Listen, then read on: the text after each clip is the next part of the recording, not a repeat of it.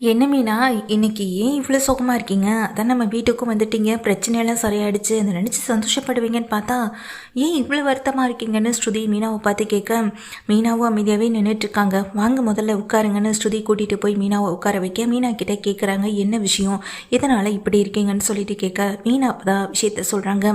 சீதா எதையும் நினச்சி ரொம்ப பயப்படுறான்னு சொல்ல, எதையும் நினச்சினா எதை பற்றி? அருணை பற்றியா? அருண் தான் திரும்ப சீதாவை வீட்டுக்குள்ளே ஏற்றுக்கிட்டார்ல, திரும்ப என்ன பிரச்சனை அப்படின்னு ஸ்ருதி கேட்க, அதுக்கு மீனாவும் அப்படி இல்லை ஸ்ருதி, அருணுக்கும் சீதாவுக்கும் பிரச்சனை போயிட்டுருக்கு. அருண் முன்ன மாதிரி இல்லைன்னு சீதா பயப்படுறான், அடிக்கடி வித்தியாசமாக நடந்துக்கிறா அப்படின்னு சொல்லிட்டு ரொம்ப ஃபீல் பண்ணுறா. அதுவும் இல்லாமல் அவங்க அம்மாவை பற்றி அதிக நேரம் அவர் பேசுகிறதாகவும், அவங்க அம்மா இல்லாததை அவரால் ஏற்றுக்க முடியலைன்றதையும், அவங்க அம்மா மட்டுமே அவங்கள கஷ்டப்பட்டு வளர்த்து படிக்க வச்சது வரைக்கும் எல்லாமே அவங்க அம்மா பண்ணதுனால இப்போ அவங்க கூட இல்லைன்றதை ஏற்றுக்க முடியலைன்றதும், அதுவும் இல்லாமல் என்னென்னமோ சொல்லி புலம்புறாருன்றதையும் நினச்சி ரொம்ப பயப்படுறான்.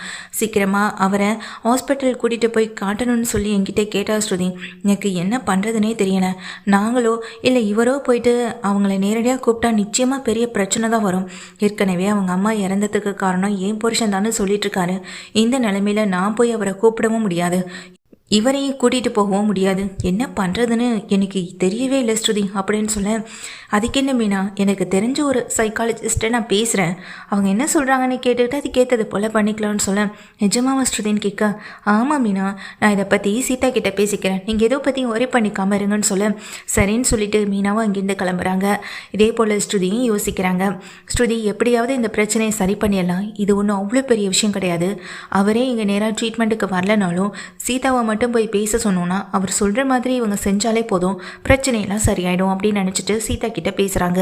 சீதாவும் சரி ஸ்ருதி நான் பார்த்துக்கிறேன்னு சொல்லிட்டு ஃபோனை வச்சிடுறாங்க. இதுக்கிடையில் அப்போ தான் ஸ்ருதிக்கு ஒரு முக்கியமான ஐடியா வருது. நீ என்னை எவ்வளோ கஷ்டப்படுத்தின, எவ்வளோ பாடுபடுத்தின, நீ தோ உன்னை சும்மாவே விட மாட்டேன்.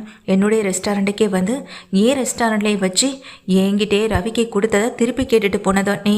ரவிக்கு கிஸ் கொடுத்துட்டு அதை ரவிக்கிட்ட திருப்பி வேற கேட்குறல்ல, ஏன் மூலியமா? உன்னை சும்மாவே விட மாட்டேன்டி. இதுக்கப்புறமா நான் பொறுத்து போகணுமா? நீ எல்லாம் மன்னிப்பு கேட்கக்கூடிய ஆளே இல்லை.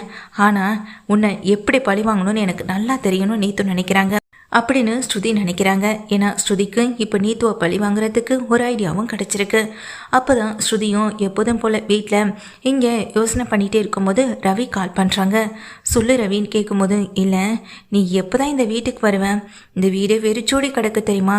அண்ணி மட்டும்தான் இருக்காங்கன்னு சொல்ல, அதான் மீனா அண்ணி இருக்காங்கல்ல, அப்புறம் என்ன அப்படின்னு சொல்லி கேட்க, என்ன ஸ்ருதி பேசுகிறேன், நீயும் இந்த வீட்டில் வந்து இருந்தால் நான் சந்தோஷப்படுவேன்னு தானே சொன்னேன் அப்படின்னு சொல்ல, அதுக்கு தான் நீ எந்த முயற்சியும் எடுக்க மாட்டேற, நீ நான் எடுக்கிற முயற்சியிலையாவது நீ கூட நில்லு அப்படின்னு சொல்ல, என்ன பண்ண போகிறேன்னு சொல்லி கேட்க, நான் உன்னே எங்கள் அப்பா அம்மா மாதிரி அந்த நீத்தோடைய கையையோ காலையோ உடைக்க மாட்டேன், ஆனால் நேக்கா என்ன செய்யணுமோ அதை நான் செய்வேன் அப்படின்னு சொல்லிட்டு ஸ்ருதியும் கால் கட் பண்ணிடுறாங்க.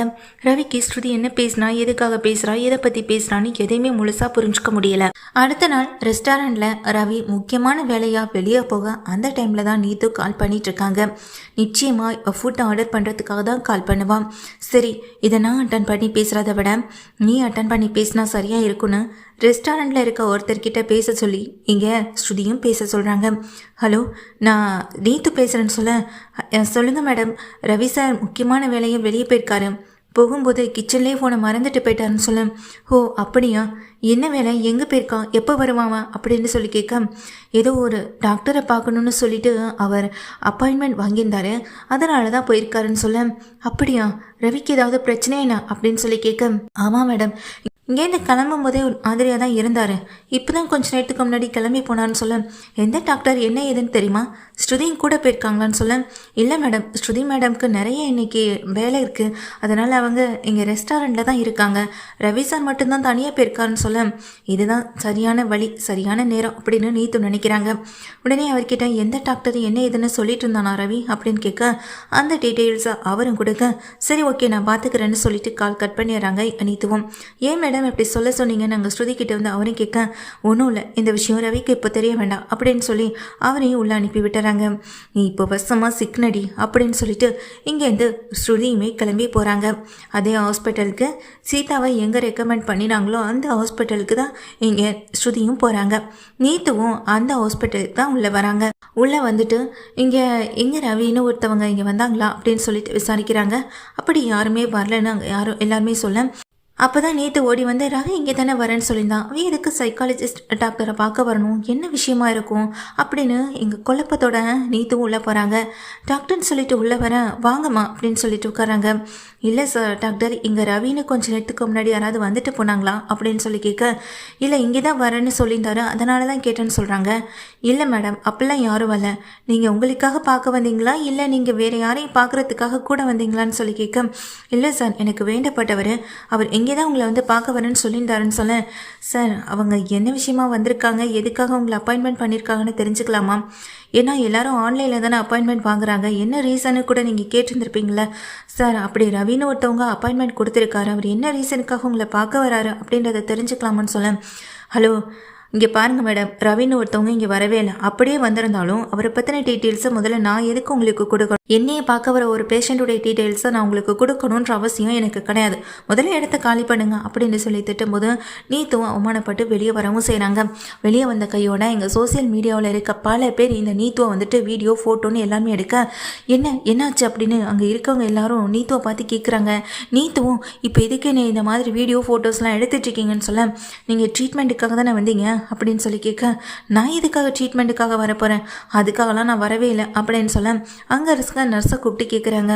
அப்போ அவங்களும், ஆமாம் இவங்க ட்ரீட்மெண்ட்டுக்காக தான் வந்தாங்க, டாக்டரை பார்க்கணுன்னு சொன்னாங்க, அதனால தான் நான் இவங்களை உள்ளே விட்டேன் அப்படின்னு நர்ஸும் சொல்ல, நான் இங்கே ரவி வந்தானா என்ன காரணத்துக்காக வந்தான்னு கேட்டு தெரிஞ்சுக்கலான்றதுக்காக இந்த நர்ஸ் கிட்ட சொன்னால், இந்த நர்ஸ் இப்போ எல்லாம் முன்னாடி இப்படி சொல்கிறாளே நினச்சிட்டு நிற்க, அப்போ உங்களுக்கு பிரச்சனை இருக்குது, சைக்காலஜிஸ்ட் டாக்டரை பார்க்க வந்திருக்கீங்கன்னா உங்களுக்கு பிரச்சனை இருக்கிறனால தானே பார்க்க வந்திருக்கீங்கன்னு சொல்லி அவங்களும் சொல்கிறாங்க.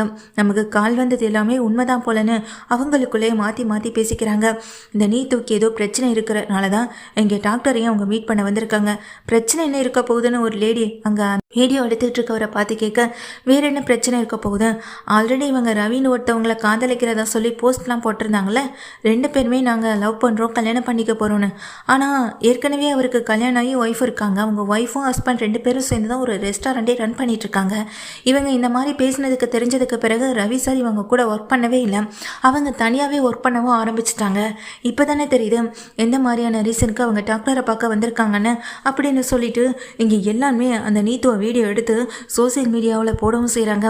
நீத்து அந்த இடத்த விட்டு எஸ்கேப் ஆகி ஓடவும் செய்ய, அதெல்லாம் பார்த்துட்டு இருக்க எங்கள் ஸ்ருதிக்கு ரொம்ப சந்தோஷமாக இருக்குது. ரெஸ்டாரண்ட்டுக்கே என்னை தேடி வந்து நான் அசிங்கப்படுத்தணும்னு நினச்சவு தானே நீ, இப்போ நீ எப்படி ஓடுறேன்னு நானும் பார்த்துட்டு தாண்டி இருக்கேன்னு சொல்லிட்டு ஸ்ருதி ரொம்ப சந்தோஷப்படுறாங்க. இந்த விஷயம் ரவிக்கு தெரிஞ்சு ஃபோன் எடுத்து பார்த்தா ஃபோனில் வர நியூஸை பார்த்து அவங்களுக்கு ரொம்ப பெரிய அதிர்ச்சியாக இருக்குது. உடனே எங்கள் ஸ்ருதிக்கு கால் பண்ணுறாங்க.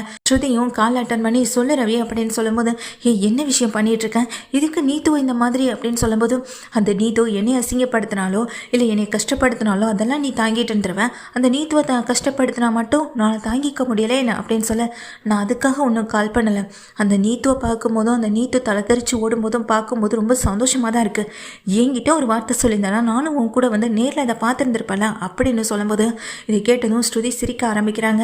இந்த நீத்துவுக்கு இது மட்டும் பிரச்சனை இல்லை, இனிமேல் நான் இந்த மாதிரியான பிரச்சனைகளை மட்டுமே தான் கொடுக்க போகிறேன் அப்படின்னு சொல்லிட்டு ஸ்ருதியும் ஃபோன் கட் பண்ணேன். இங்கேருந்து ஓடி போன நீத்துவுக்கு தன்னை சுற்றி என்ன நடக்குதுன்னே தெரியல. ரவி எதுக்காக இங்கே போகிறேன்னு சொல்லணும், ஆனால் ரவியை பற்றி இங்கே விசாரிக்க வந்தால் ஏன் வந்தான், எதுக்கு வந்தான், ஏன் வரவே இல்லைன்னு சொல்கிறாங்க. அதுக்குள்ளே இந்த சோசியல் மீடியாவில் இருக்கவங்களாம் ஏன் வந்தாங்கன்னு தெரியாமல் இங்கே குழம்பி போய் நிற்கும் போது தான் நீத்துக்கிட்ட இங்கே ஸ்ருதி கால் பண்ணுறாங்க. ஹலோ நீத்துவா, நானும் சோசியல் மீடியாவில் அந்த போஸ்ட்டை பார்த்து தான் உனக்கு கால் பண்ணேன். ஓ, உனக்கு இப்படிப்பட்ட ஒரு மனநலமை பிரச்சனை இருக்கா, மனநிலை சரியில்லாதனால தான் இப்படி ரவி பின்னாடி சுற்றிட்டு இருக்கியா? கீழே இருக்க கமெண்ட்ஸ் எல்லாம் படித்து பார்த்தேன், அதெல்லாம் படித்ததுக்கு பிறகு தான் எனக்கே மனசுக்கு ரொம்ப நிம்மதியாக இருந்துச்சு.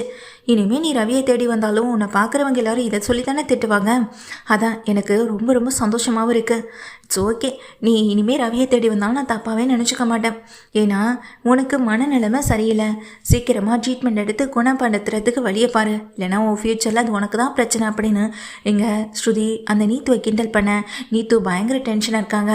ஆனால் ஸ்ருதிக்கு இதில் ஒரு சந்தோஷம் கிடைக்கவும் செய்யுது.